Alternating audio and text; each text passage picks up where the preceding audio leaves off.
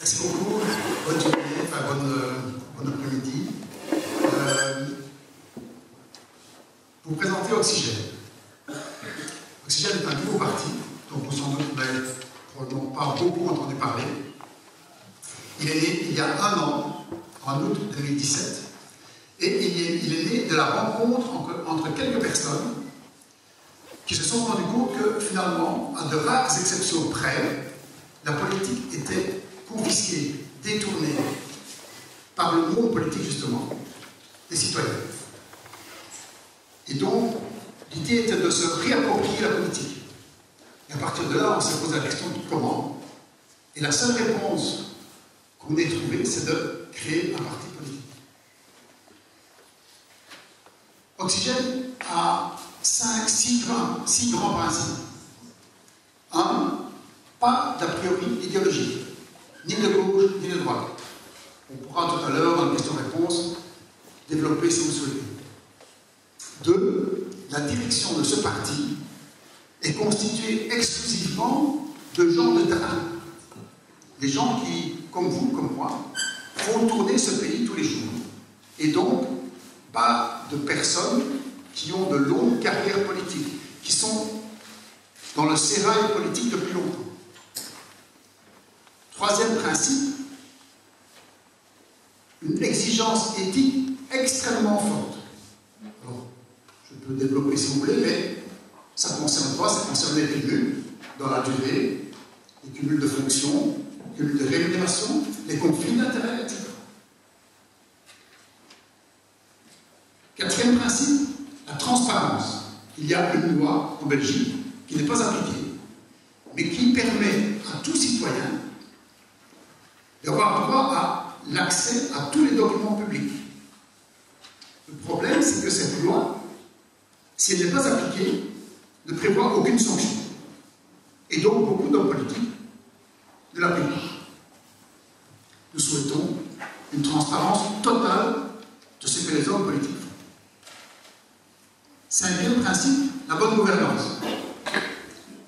Je suis chef d'entreprise, et donc, depuis longtemps, moi une entreprise, environ 140-150 personnes, à Fleurus. Et pour moi, la gouvernance, donc, je dirais l'efficacité dans la dépense des deniers, et en plus, s'ils sont publics, encore plus, l'efficacité des deniers publics me paraît extrêmement importante. Et une des mesures est une évaluation régulière, par exemple tous les ans, de ce que les hommes politiques font avec l'argent des citoyens. Tous les ans, il me semble que les échevins et les bourgmestres doivent venir expliquer aux gens, tiens, cette année-ci, j'avais l'intention, j'avais l'objectif de faire ceci, j'y suis arrivé, un peu, beaucoup, tout à fait, et sinon, ben, voilà ce que je compte faire l'année prochaine pour y arriver. Ça, c'est la bonne gouvernance. Et enfin, la participation citoyenne. C'est le 6e principe. Et la participation citoyenne pour Oxygène, ça va bien au-delà de juste la consultation citoyenne. Vous savez, le projet est quasiment tout ficelé, et puis on dit aux gens, est-ce que vous êtes d'accord ou pas d'accord avec ces petits détails? Et ça donne l'impression à tout le monde qu'on a consulté la population. Oxygène ne voit pas les choses de cette façon. On considère que les citoyens doivent être associés à la naissance du projet, dès le début du projet, à la construction du projet. Et on peut aussi parler, en parler tout à l'heure dans les questions-réponses, dans le sens de comment faire concrètement, ce qui n'est pas simple. Voilà les 6 grands principes. Alors je ne sais plus qui a dit l'utopie, ce n'est pas ce qui est irréalisable, c'est ce qui reste à réaliser, puisque le but de Transition en cours, si j'ai bien compris, c'est de parler de l'avenir. L'avenir, c'est demain, mais c'est aussi dans 10-15 ans pour les générations futures. Et ça se passe sur le pas de notre porte. Et contrairement à ce qu'on disait en préambule, pour lancer cette affaire politique, même si je ne suis pas marxiste, c'est Karl Marx qui disait que si tu ignores les leçons du passé, eh bien, tu risques de refaire exactement les mêmes erreurs. Donc, effectivement, le passé est extrêmement important pour envisager l'avenir et pour ne pas faire les mêmes erreurs.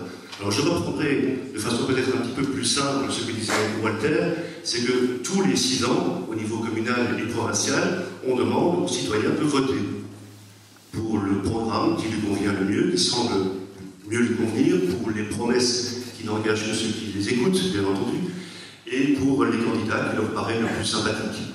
Sauf que le citoyen devrait pouvoir en savoir plus sur ce qui est fait par les mandataires pour lesquels il a voté, non pas 6 ans plus tard, mais la semaine d'après, 1 an plus tard, 2 ans plus tard. Et c'est ça la base même de la participation citoyenne, c'est ça que prône Oxygène, et ce n'est pas une utopie, c'est extrêmement facile à mettre en place, et c'est ce que nous avons l'intention de proposer pour les années à venir, c'est-à-dire que le citoyen ne soit pas juste un bulletin de vote, mais fasse partie intégrante de la vie de sa commune ou de sa province. Alors, je me permets de vous challenger, excusez-moi, hein, c'est mon job. Oui. Donc j'entends bien que la place du citoyen elle est fondamentale dans votre projet, hein, vous l'avez dit à plusieurs reprises, ça fait déjà 6 minutes que vous le dites, et c'est très bien. Mais donc moi ce que j'aimerais c'est vraiment savoir concrètement comment est-ce que, au-delà de la consultation des citoyens, vous allez construire un projet d'avenir qui va nous permettre très concrètement d'atteindre nos objectifs climatiques en 2050. Voilà, justement avec le citoyen. C'est-à-dire qu'il ne s'agit pas de dire qu'on peut se passer, on ne peut pas se passer des politiques, on ne peut pas simplement se passer des citoyens. Dans tous les programmes que l'on reçoit dans nos boîtes aux lettres, en cette période, on nous fait plein de propositions. À Oxygène, nous avons aussi un programme, mais ce qui est important aussi, c'est que les gens nous donnent leurs propositions, nous donnent leurs idées, et qu'au bout du compte, eh bien, on tire des conclusions majoritaires, ça se passe en démocratie. Je vais prendre un bête exemple, enfin bête, non, un exemple qui nous touche tous, c'est celui de la mobilité. Alors, est-ce qu'on se lance dans un projet global de mobilité, ou est-ce qu'on tient compte, par exemple, que dans tel ou tel quartier, on vit la mobilité de façon très différente, que l'on habite à Bourdieu, que l'on habite à Sarre, à La Roche ou à Saint-Étienne. Donc, ce que nous proposons, entre autres choses, c'est de consulter les citoyens de tel ou tel quartier et qui nous expliquent quels sont les problèmes, quelles sont les conséquences liées à la mobilité. On sait bien que les citoyens sont très attachés à leur voiture, hein, c'est des difficultés pour les faire passer à une autre mobilité. Comment est-ce que du coup, est-ce qu'on fait quand on a des citoyens qui nous disent ben, moi je veux bien changer de mobilité, mais surtout pas contraindre ma mobilité automobile? Comment est-ce qu'on fait avec ça quand on est mandataire Oxygène? On part de la vision. Nous en avons 3 axes. 1, réduire significativement le nombre de véhicules. 2, faire en sorte que la mobilité soit en lien avec le commerce local. 3, excusez-moi, je ne sais plus. Voilà, permettre à chacun, bien entendu, de se déplacer en sécurité. Quand je dis chacun, les gens en bagnole, c'est facile, c'est encore plus facile. Les piétons et ceux qui se déplacent à vélo. Tous doivent circuler en sécurité. Et voilà le cadre dans lequel on va travailler. Ensuite, qu'est-ce qu'on fait? On demande l'avis des gens, parce que nous pensons que les gens ont une expertise. Alors, je m'explique mieux, concrètement. Dans chaque village ou dans chaque quartier, on pose cette question. Qu'est-ce que vous voulez comme mobilité? Sachant que les 3 objectifs à atteindre sont ceux-là. Comment est-ce qu'on va faire? On met les gens autour de la table, avec des experts, avec des autorités communales qui ont l'argent, et tout le monde, avec les contraintes de chacun, définit le projet pour chaque village, et aussi, globalement, ensuite, des résultats pour la commune.